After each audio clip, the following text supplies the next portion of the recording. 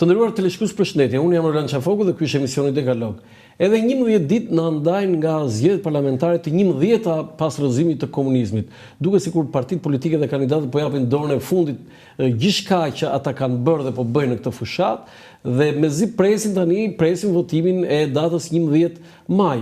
Në garë janë dhe partitë e reja ose të vogla, siç jemi mësuar ne gazetarët ju themi, por kandidatët e tyre kanë një gjë të veçantë që po punojnë fort për të marrë qoftë edhe një deputet kryesisht në Tiranë. Unë sot kam zgjedhur të kem 4 kandidatë pikërisht nga partitë e vogla, do t'i lexoj emrat. Në fillim do kem Luana Arizën, kandidate Nisma Shqipëria Bëhet, është në qarkun e Tiranës. Më pas do kem Edvin Kullurin, kandidati Djathas për zhvillim në qarkun e Vlorës. Ibsen Elezi, kandidati Djathas për zhvillim në Tiranë dhe Nevila Nika, kandidate koalicionit Euro-Atlantik. Si fillim pra, thashë kam Luana Arizën, kandidate Nisma Shqipëria Bëhet. Luana, faleminderit që pranove ftesën. Faleminderit juve, faleminderit për ftesën. Çfarë ka ndodhur që një vajzë e arsimuar në Perëndim me një diplomë shumë të mirë, lë Italinë, lë Gjermaninë, vjen në Shqipëri, fillon punë këtu dhe mirë, okay, kjo jeta këtu, po futesh një parti, bën më të vështirën te një koalicion Shqipëria, Nisma Shqipëria Bëhet, ndonjëherë ngatrojmë dhe emrin, deputete e ketë sigurt që nuk bësh. Çfarë do këtë garë? Tani, brenda pyetjes tuaj të parë ka shumë nënpyetje. Po kur vjen me monesë, do ta mbetë çikonu. Trafiku, do ta zgjidhim me trafikun në Tiranë. Trafiku s'ka, nisesh 1 orë përpara. Është e vërtetë, okej. Atëherë, tani, në rast parë, unë nuk u ktheva në Shqipëri me idenë që do merresha me politikë, sepse ndoshta do t'i marr pak me faza. Kam jetuar jashtë Shqipërisë për një kohë shumë gjatë, në fakt, gati 13 vjet. 13 vjet, duke marrë së bashku kohën në Itali, kohën në Belgjik, edhe kohën në Gjermani. Domethënë, vendi i fundit ku kam jetuar jashtë vendit ishte Gjermania. Dhe tani, pavarësisht se mund të duket shumë klishe, nuk e di, mund ta keni dëgjuar shpesh edhe nga kandidatët që vinë nga diaspora së fundmi, por realisht jam kthyer në Shqipëri sepse gjithmonë kam dashur ta zhvilloj jetën time në këtë vend. Kjo jam rritur me atë dashuri, mund të duket shumë romantike, por e vërteta kjo është. Jo, gati mos besuese fare. Kuptoj. Madje në vitin 2020 kur jam kthyer në Shqipëri, filluan ato sfidat e para dhe herën pas here një herë në kaq kohë e kam pasur një moment Shqipëria. Po që them, po sikur të rikthehem edhe një herë tjetër, të largohem përsëri, po zakonisht më zgjat 10 minuta, jo më shumë se aq. 10 minuta. Dhe tani nuk ekziston fare ky si opsion që nga momenti që jam angazhuar politikisht, është vendosur që je akoma e re, do kesh ca pengesa të tjera më vonë dhe kush e di se atë 10 minutë që mund të bëhet edhe 10 ditë, një muaj edhe mund të kthesh. Shpresojmë që jo, zoti që. Unë do të kërkoj ndjes për një ndërprerje për publicitet. Unë falenderoj Institucionin Monetar Manigram Akinvest që mbështet emisionin Dekalog këtu në dritaret e vëmë me sloganin transfero shpejt, gjithmonë më shpejt, kudo dhe kurdo. Institucioni Monetar Akinvest Manigram ka dhe një njoftim shumë të rëndësishëm. Institucioni pagesa për shërbimin Manigram risjell shorteun për klientët e tij. Klientët dashur, çdo tërheqje apo dërgesë që do të kryeni nga data 14 prill deri në 14 korrik me shërbimin Manigram në çdo zyrë dhe agjent Akinvest do t'ju mundsoj të bëheni automatikisht pjesëmarrës në shorteun që do të zhvillohet në Edjela Shqiptare në TV Klan me datën 20 korrik 2025. Pra më datën 20 korrik 2025. Sa më shumë transferta me Manigram, aq më shumë herë merrni pjesë në shorte. Për çdo një transfert, ju do të kualifikohen me njëherë si pjesëmarrës në shorteun nga i cili do të ketë 6 fitues me nga një çmim 50.000 lekë të reja, pra 6 fitues me një çmim 50.000 lekë të reja. Sapo të kryeni transfertin e tretë, ju kualifikoheni dhe si pjesëmarrës në shorteun nga i cili do të ketë 7 fitues me nga një çmim 100.000 lekë të reja. Pra 7 fitues me nga një çmim 100.000 lekë të reja. Përdorni pra Manigram dhe fitoni. Faleminderit edhe një herë Manigram, Institucionit Monetar Manigram Akinvest për mbështetjen e emisionit Dekalog këtu në dritaret e vë. Vazhdojmë në rrjedhën normale. Po, vazhdojmë në rrjedhën sepse kam akoma për të kthyer përgjigje pyetjes pse me Nisma Shqipëria Bëhet, që ju s'ja marrin më mirë emrin, por mund të në mënyrë matematikore mund të mblidhni Nisma thurje, Nisma plus Shqipëria Bëhet dhe ja Nisma Shqipëria Bëhet. Ka një problem. Nuk është e vështirë për të mbajtur. Ky slogani juaj ka një problem. Shqipëria është bërë në 1912-ën. Ju mund ta bëni që të bëjmë shqiptarët. Shqipëria e ka fituar pavarësinë, e ka shpallur pavarësinë në 1912 edhe u bën tashmë sa 113 vjet shtet, po, 113 vjet. Por ç'është e vërteta, kur flasim ne për Shqipërinë që bëhet, kemi parasysh jo ekzistencën e Shqipërisë si shtet, e cila ka një territor të vetin, edhe është shtet sovran, ka një flamur, por mendojmë për Shqipërinë në cilën qytetarët jetojnë me dinjitet, me kushte dhe janë të trajtuar, jetojnë me dinjitet në vendin e tyre. Edhe e mendojmë Shqipërinë të bërë, nëse do ta krahasonim ndoshta me standardet e vendeve të cilat kemi pranë në Bashkimin Evropian. Ndoshta në ato kushte mund ta quanim Shqipërinë të bërë. Pavarësisht se ky është proces, zoti Qafoku, është proces përmirësimi i vazhdueshëm, Megjithatë, pyetja ime është ju jeni vajzë e një personaliteti dhe në botën akademike, po edhe në atë politike. Babai juaj është një nga ata të lëvizjes vjetor 1990. Në atë kohë ka qenë një pedagog i ri në Universitetin Bujqësor të Kamzës, por ka bërë beteja të forta politike, edhe pse nuk ishte shumë i njohur për shkak të humbjes që ai pati në zgjedhjet e 92-shit në zonën e Skraparit. Si jeni me Partinë Demokratike ju? Ta vazhdojnë atje ku e la babai? Atëherë, babai ka dhënë një kontribut të rëndësishëm në atë që është demokratizimi i vendit, ka qenë një nga nismëtarët pikërisht të Partisë Demokratike, edhe është investuar në instaurimin e pluralizmit politik dhe demokracisë në vend, edhe është angazhuar dhe ka qenë aktiv për një kohë të gjatë, por ka kaluar shumë kohë nga momenti kur ka qenë aktiv në Partinë Demokratike, kur më vonë vendosi në vitin 2001 që në vend që t'i dedikoj politikës ti shfrytëzon të forcat e energjitë e tij në botën akademike. Imat, ndërkohë me qenë se ju e përmendet, i cili është krenar për rrugtimin e tij. Fatos Ariza, e përshëndesim babain tuaj. Fatos Ariza, një personalitet në botën akademike të shkencave bujqësore, rektori i Universitetit Bujqësor të Kamzës. Po, i cili është krenar për rrugtimin e tij dhe unë krenare për rrugtimin e tij, më ka mësuar zoti Qafoku që të kem mendim të lirë edhe të pavarur. Në familjen tonë, secili prej nesh ka idet e veta, ndajmë kemi vlerat përbashkëta, diskutojmë në mënyrë të vazhdueshme, edhe marrim vendimet. Pse nuk zgjedhë Partinë Demokratike ti? Ka lënë të lirë babi, pse? Nuk përshtatet me vizionin tim. Po pse çfarë vizioni? Ka bërë gabim babi jo? Jo, ka bërë shumë mirë. Në kohën e tij ka gjykuar vendin e përshtatshëm për të investuar politikisht. Ndërkohë që unë nuk e vlerësoj të tillë, sidomos në vitin 2025. Po mendoj ndoshta një nga problemet ashtu e parë nga larg, se unë s'kam qenë asnjëherë pjesë e Partisë Demokratike dhe për herë të parë angazhohem politikisht me Shqipëria bëhet. Po ndoshta demokracia e brendshme e munguar e Partisë Demokratike është një nga aspektet që nuk Partia Demokratike. Ashtu siç e shoh unë, po. Po ju jeni politik tani, do ta shikosh mirë tani, ti do ta njohësh shumë mirë politikën. Po, besoj se e njoh mjaftuar këtë aspekt. Ju thoni që Partia Demokratike nuk ka demokracinë që duhet kishte.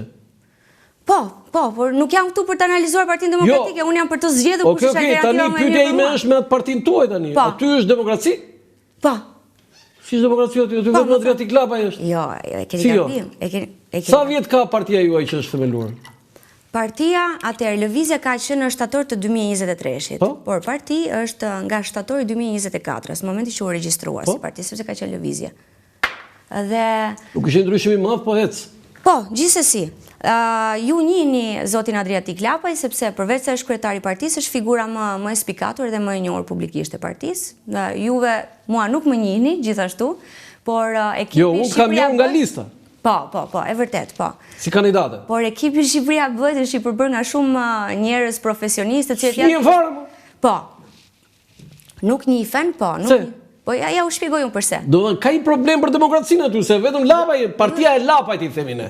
Partia e Lapajt, edhe te Panosoko, dhe ai ishte një profesionist shumë i mirë, po partia e Lapajt, tani themi partia e Berishës, partia e Ramës, partia e Lapajt nuk ka ndryshim. Zoti Qafoku, ju si e llogarisni demokracinë? E llogarisni në bazë të sa njerëz të njohur ka partia? Jo, unë e llogaris kështu që derisa partia juaj është personalizuar. Nuk është e personalizuar. Çfarë do të thotë e personalizuar? Që është partia e Adriatic Lapajt. Jo, nuk është partia e Adriatic Lapajt. Më vërtetot të kundërtën. Atëherë, siç e thashë edhe më përpara, zoti Adriatic Lapaj është figura më e njohur për shkak edhe të kontributit si aktivist për një kohë të gjatë, 14-15 vjeçare.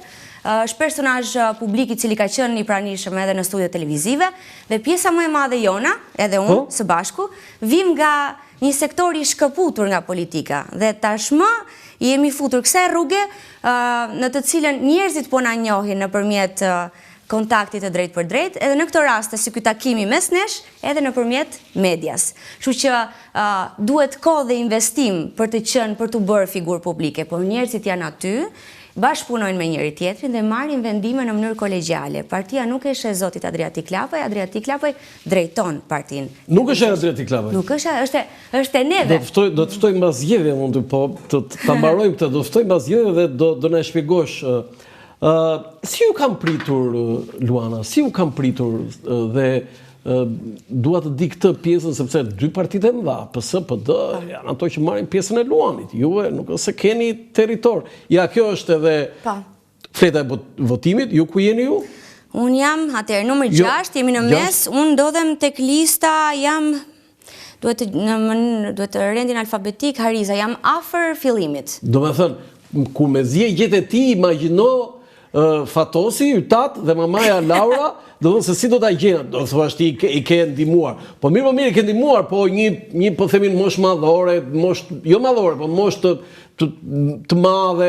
Po, nuk është edhe aq komode si flet, por nga ana tjetër secili prej nesh ka përgatitur fletushkën e ka me vete, po ndoshta ju tregoj më vonë, në të cilën kemi një udhëzim për mënyrën se si të gjendet më lehtësisht emri përkatës në listën e Tiranës, ku është i zmadhuar emri dhe është më thjesht që të gjendet. Kështu që në një farë mënyrë edhe i kemi udhëzuar edhe ndihmuar njerëzit që të dinë si të shkojnë të votojnë. Po.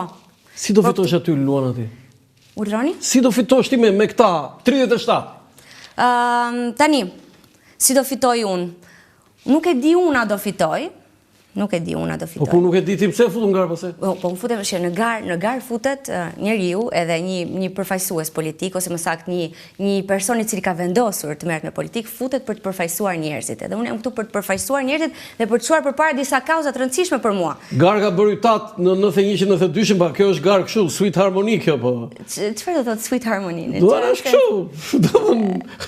Duar e lehtë, spektakolare dhe kaq, nuk është. Mua dha që e lehtë ndoshta është më e vështirë, ju po tha që është më e vështirë në fakt. Vështirë ishte ajo në 91-92 më. Po edhe kjo është e vështirë, pse si ju duket juve terreni politik në këtë moment? Ju duket jo, thjesht? Terreni politik është tjetër gjë dhe mënyra se si e bëni ju fushatën është tjetër gjë. Babain tuaj e kanë qelluar me gur në 91-shin. Po.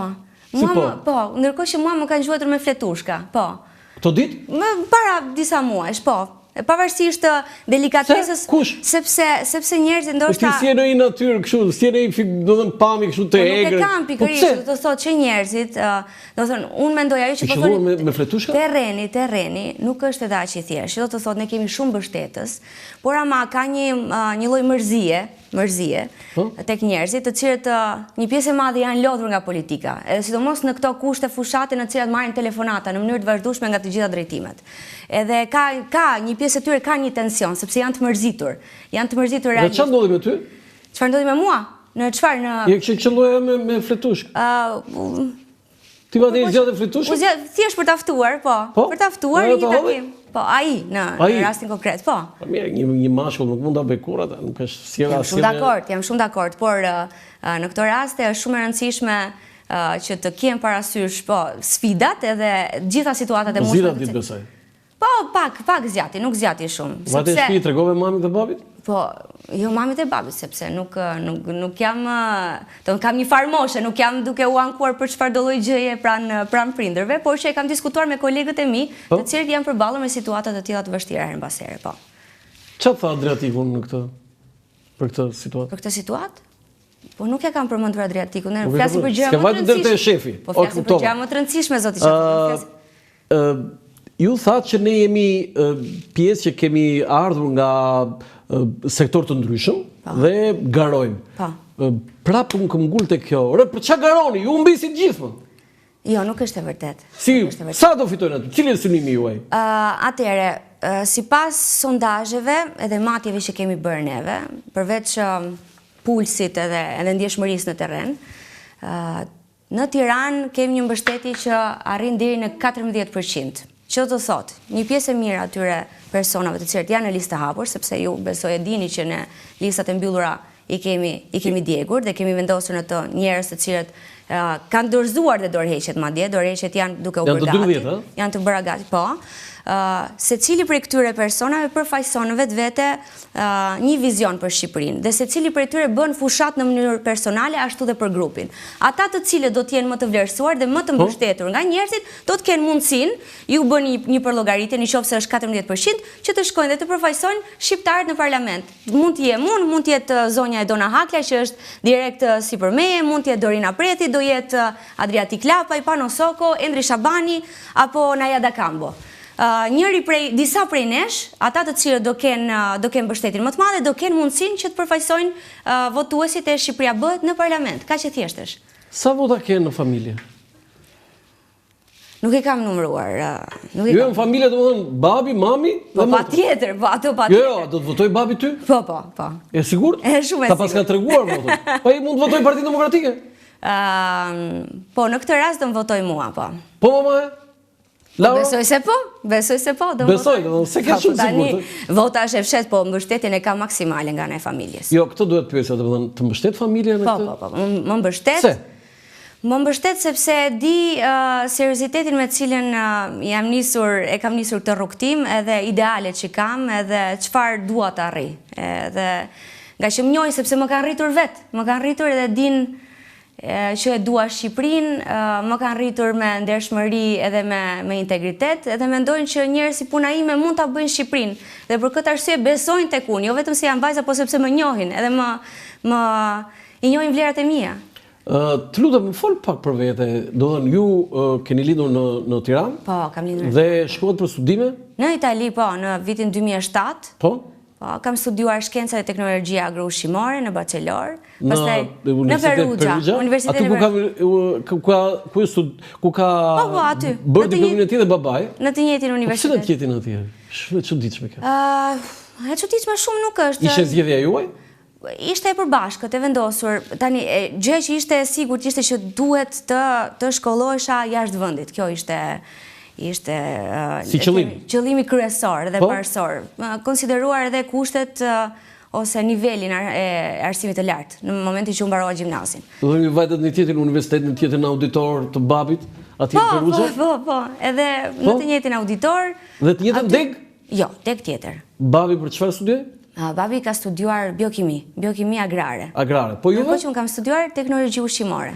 Edhe masterin e kam bërë në bioteknologji ushqimore. Tani na e shpjego pak të teknologji ushqimore, çfarë është kjo? Teknologjia ushqimore është shkenca, ose shkenca dhe teknologjia më saktë, e cila është e fokusuar në njohjen e ushqimit dhe përpunimin e ushqimit.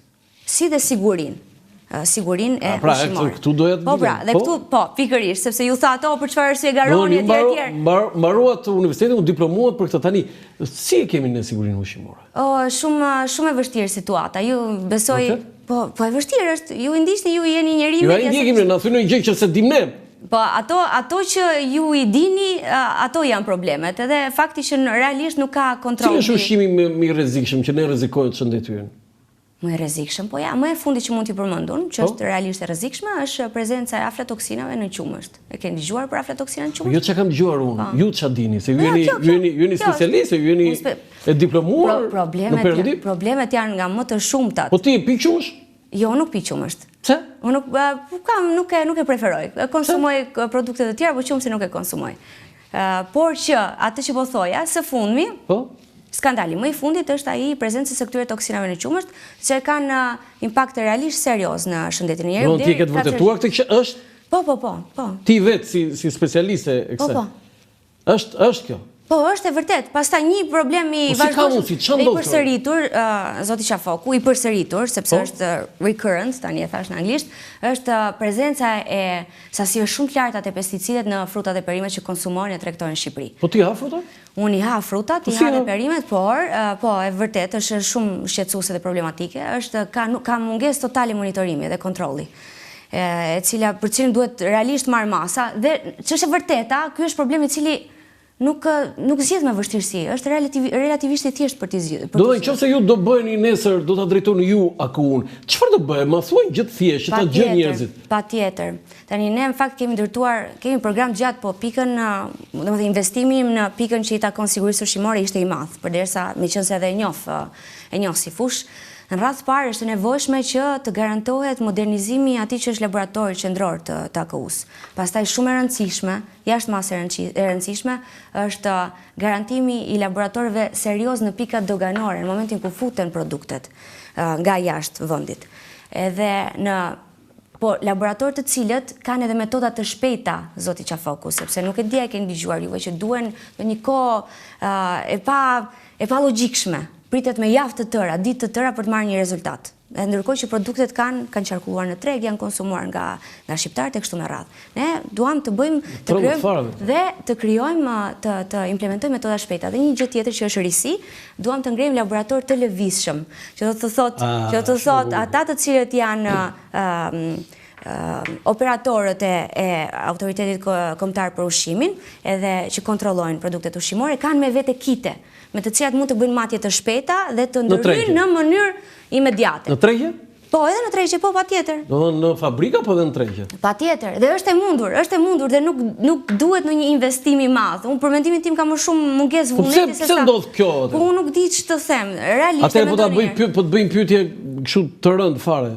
Nëse ti do jesh drejtuese akuzë, shanset dhe mundësit janë. Sepse e ke kualifikimin. Do të vinë të japin ty $1 milion, mos e merr këtë laborator. Çfarë do bësh ti? Kush do më japi këtë $1 milion? Një biznesmen që e ka futur atë pesticidin atje. Po jo, zotëri, unë mendoj që ju e dini përgjigje, për çfarë ma bëni këtë pyetje? Normal që do. Jo, unë nuk e di përgjigjen. Nuk e dini, po mirë, unë do i them jo, faleminderit, urdhëroni $1 milion dhe do ta raportoja zotrin i cili është përpjekur që të. Këtë dytën doja unë, sa të parën kështu do thoshë ti, po të dytën. Po normal që do ta raportoj. Do ta çojnë spak. Në organet të përkatëse. Po, patjetër. Po çfarë ushqimi nuk futet në familjen tuaj? Në familjen time personalisht. Po në çfarë sensi keni fjalë? Nga këto të rrezikshme, që janë të rrezikshme. Tani, nëse ushqimet janë të rrezikshme apo jo, unë nuk jam në gjendje ta kuptoj deri në momentin që marr vesh që janë të rrezikshme, sepse në pjesën më të madhe të rasteve nuk është e mundur konsumatori të detektoj nëse ai produkt që po konsumon është i rrezikshëm apo jo. Ju imagjinoni, nëse konsumoni për shembull ato mandarinat me ato pesticide të cilat janë të rrezikshme, ju nuk jeni në gjendje ta kuptoni, nuk mund ta bëni një matje, ndërkohë e konsumoni. Dhe për këtë arsye shteti që duhet të ndërhyjë që të garantoj që produkti i cili futet në shtëpinë time dhe që unë do konsumoj është i shëndetshëm.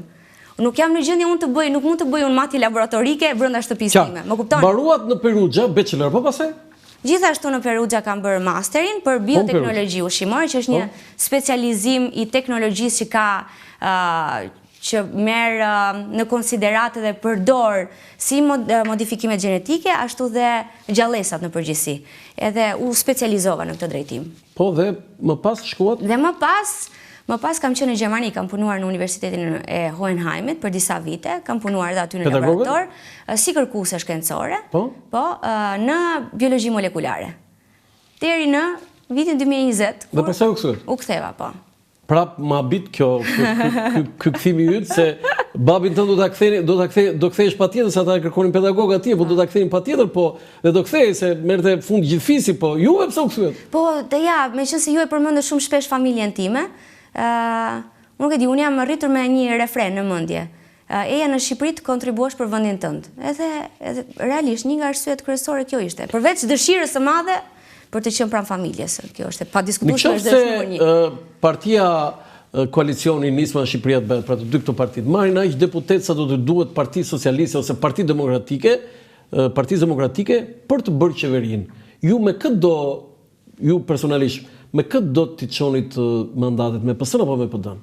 Po as me njërin, as me tjetrën. Kështu e kemi vendosur të gjithë së bashku, e kemi diskutuar. Po kush besoni ju këtë? Ata mund t'ju çmendin ju me oferta. Po ne mund na çmendin, ne dham fjalën ju kur të vinë zgjedhjet, mbasi ne të kemi marr, nuk e di, 20 deputet për shembull, do ta diskutojmë përsëri. Ju më ftoni edhe 20 deputet edhe ne, ose ke parti po.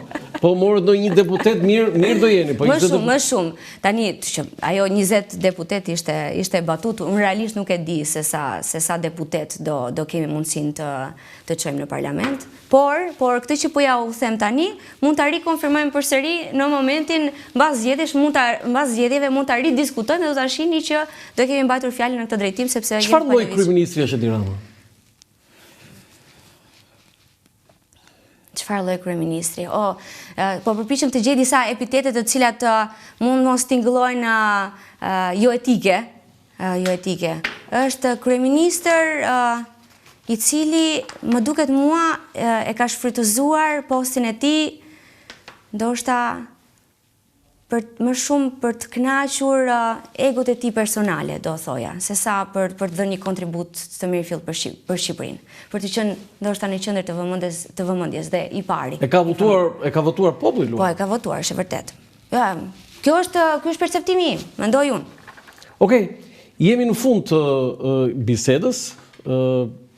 30 sekonda ose deri 1 minutë, një mesazh tuaj, pse duhet votojnë ty, pra Luana Arizaj, duhet votojnë zgjedhësit në qarkun e Tiranës.